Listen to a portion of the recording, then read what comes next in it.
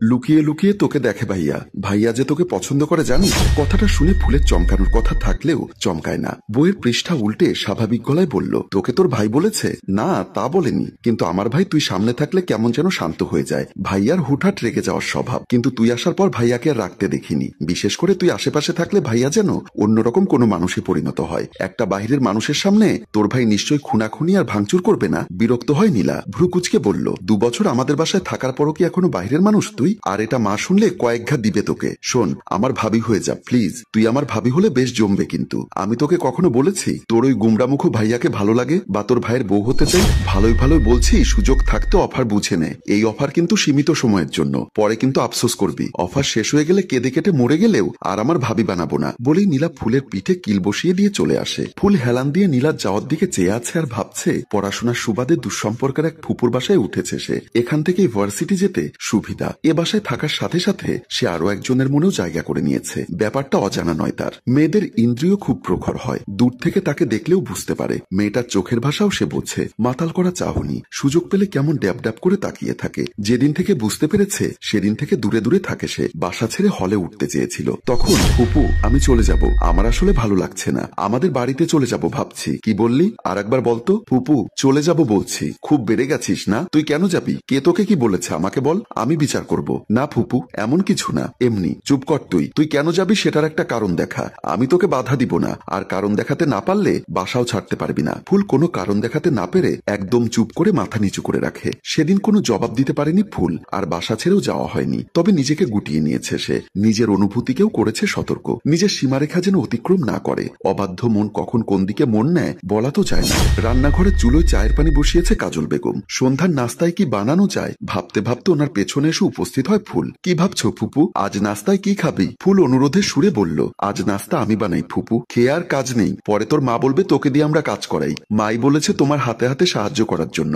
আচ্ছা ঠিক আছে, এখন বল কি খাবি নাস্তায়? আটার রুটি বানালে কেমন হয়? হ্যাঁ ভালো হবে ফুপু। তখনই কলিং বেল বেজে ওঠে। রান্নাঘর থেকে হাঁক ছেড়ে নীলাকে ডাকে তার মা। নীলা রান্নাঘরের কাছে গিয়ে বলল, কি হলো মা, ডাকাত পড়েছে নাকি? তুই কি শুনতে পাচ্ছিস না? দরজা খুলে দে, কে এসেছে দেখ। নীলা মুখ ভেঙচি দিয়ে বলল, তোমাদের দরজা তোমরা খোলো, আমার এত ঠেকা পড়েনি। বলে সে চলে আসে। নীলার এমন জবাবে কাজল বেগম রেগে গিয়ে বলল, বাপের আশকারা পেয়ে পেয়ে দিন দিন বেয়াদব হচ্ছে মেয়েটা। আমি যাচ্ছি ফুপু। চুলো কমিয়ে দিয়ে সে বের হয়ে আসে। দরজা খুলে দিয়ে ক্লান্ত অবসন্ন বিজয়কে দেখে থতমতো খেয়ে গেল ফুল। বিজয় এসেছে জানলে জীবনেও সে দরজা খুলতে আসতো না। মানুষটাকে সামনাসামনি দেখলে হাঁটু কাঁপে তার, সারা শরীর অবশ হয়ে আসে। ফুলকে দেখে থমকায় বিজয়। হৃদযন্ত্র তড়িৎ গতিতে লাফাতে শুরু করলো। মাথায় ঘোমটা থাকা, কপালে বিন্দু বিন্দু ঘাম, একেবারে বউ বউ লাগছে তাকে। ফুলের দিকে অপলক তাকিয়ে শুকনো ঢোক গেলে সে। বিজয়কে ড্যাব ড্যাব করে তাকিয়ে থাকতে দেখে দ্রুত পায়ে রান্নাঘরে যাওয়ার জন্য পা বাড়ায় ফুল। ঠিক তখনই শুনতে পেল, একটু লাল চা বানিয়ে দিবি প্লিজ। ফুল কথা শুনে চলে যায়। রান্নাঘরে ফুপুর পাশে যেতেই ফুপু বলল, কে এসেছে রে? তোমার ছেলে এসেছে।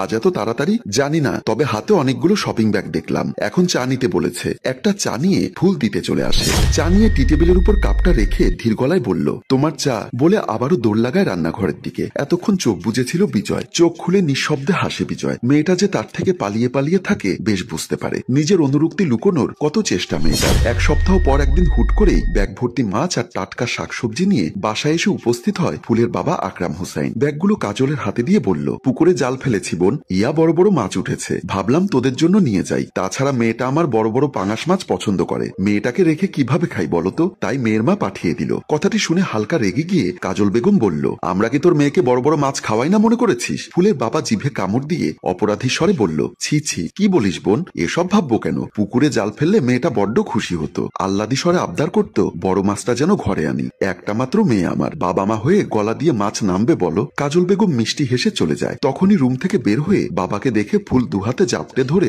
অভিমানী স্বরে বলল, মাকে আনলে না কেন বাবা? কতদিন হয়ে গেল মাকে দেখি না। আরে মা আমাকে ছাড়, আমার গা থেকে মাছের গন্ধ আসছে মা। ফুল ছাড়লো না, বরং আরো শক্ত করে ধরল। বাবাদের গা থেকে কখনো দুর্গন্ধ আসে না, বাবাদের গায়ের গন্ধটা বড্ড শান্তির। বাবা বুঝলেন মেয়ের সাথে পেরে উঠবেন না। মেয়ের কথার কাছে হার মেনে তিনিও সযত্নে মেয়েকে বুকে জড়িয়ে নিলেন, সান্ত্বনা দিলেন মেয়েকে। আমি চট্টগ্রাম এসেছি মা, মাছের গাড়ি নিয়ে, ভাবলাম তোকে একবার দেখে যাই, তাই তোর মা জোর করে এগুলো ধরিয়ে দিল। বড় পাঙাশ মাছ এনেছো বাবা? কতদিন হলো খাই না। পরক্ষণে মুখটা কালো করে বলল, এ বাসায় কেউ পাঙাশ মাছ খায় না? তখনই ফুপু এসে বলল, কে বলল খাই না? খাই তো, আনা হয় না আর কি। ভাই ভাবিকে নিয়ে আয় না, ঢাকা শহরটাকে একবার ভাবি দেখে যাক। আসলে বোন, ধান বোনা শেষ হোক। নীলা ফুলের হাত ধরে বলল, আপু ফুপু, ভার্সিটি থেকে একটা মিনি ট্যুরের আয়োজন করা হয়েছে। ভোরে রওনা হয়ে সন্ধ্যার আগেই ফিরে আসবে। ভাইয়া আমাকে জীবনেও যেতে দিবে না। তুই একটু ভাইয়াকে বল না। আমি জানি তুই বললে ভাইয়া রাজি হবে। তোর কথা কখনো ফেলবে না। ফুল ফাঁকা ঢোক গিলে বলল, আমি? হ্যাঁ তুই বললে ভাইয়ার সাথে সাথে রাজি হয়ে যাবে। প্লিজ প্লিজ প্লিজ,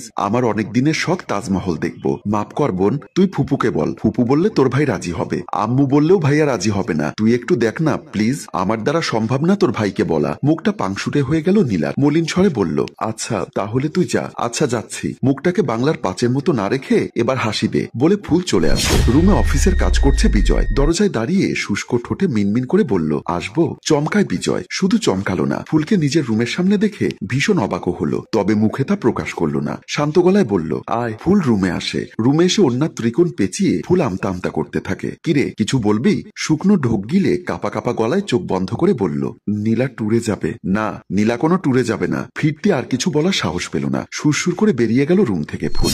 বিজয় টেবিলে বসে বিরিয়ানির ঘ্রাণ পেয়ে বলল, কাল তো ফুল ট্যুরে যাবে, তাই ওর জন্য রান্না করলাম। চমৎকৃত হলো বিজয়। আমি তো ট্যুরে যেতে নিষেধ করলাম। নীলা যাচ্ছে না তো, শুধু ফুল যাবে। ধপ করে রাগের পারদ বেড়ে গেল বিজয়ের। ক্যাটকেটে গলায় বলল, সবাইকে কি নাম ধরে ধরে বলতে হবে যে ট্যুরে যাওয়া যাবে না? নীলা যাবে না মানে কেউ যাবে না। ফুল গেলে সমস্যা কি? তোর বোন তো আর যাচ্ছে না। আমি যেহেতু নিষেধ করেছি কেউ যাবে না, সো কেউই যাবে না। দাঁড়িয়ে গিয়ে বলল, মা কাল যদি কেউ বাসার বাহিরে পা দেয় তাহলে আমার চেয়ে খারাপ কেউ হবে না। বলে চলে যায়। সবাই হতবাক। পরদিন চলে যাবার জন্য ফুল নীলার থেকে বিদায় নিয়ে বের হবে রুম থেকে, তখনই দেখে দরজা বাহির থেকে লক। কে দরজা বন্ধ করেছে? ফুপু, দরজা খোলো। বাহিরে রাগ নিয়ে দাঁড়িয়ে আছে মায়ের সামনে বিজয়। এত বলার পরও দরজা খুলছে না বিজয়। মাকেও খুলতে দিচ্ছে না। দুজনের এমন পরিস্থিতি দিয়ে আমাদের গল্প এখানেই শেষ হয়। সম্মানিত ভিউয়ার্স, পরে কি হবে জানতে কমেন্ট করুন দ্বিতীয় পর্বের জন্য। গল্পটির ভাবনায় হাশেম রাজু, পরিচালনায় রেজাউল কবির চৌধুরী ও প্রযোজনায় এফ এ নয়ন চৌধুরী। গল্পটি ভালো লাগলে লাইক, কমেন্ট ও শেয়ার করুন। ধন্যবাদ।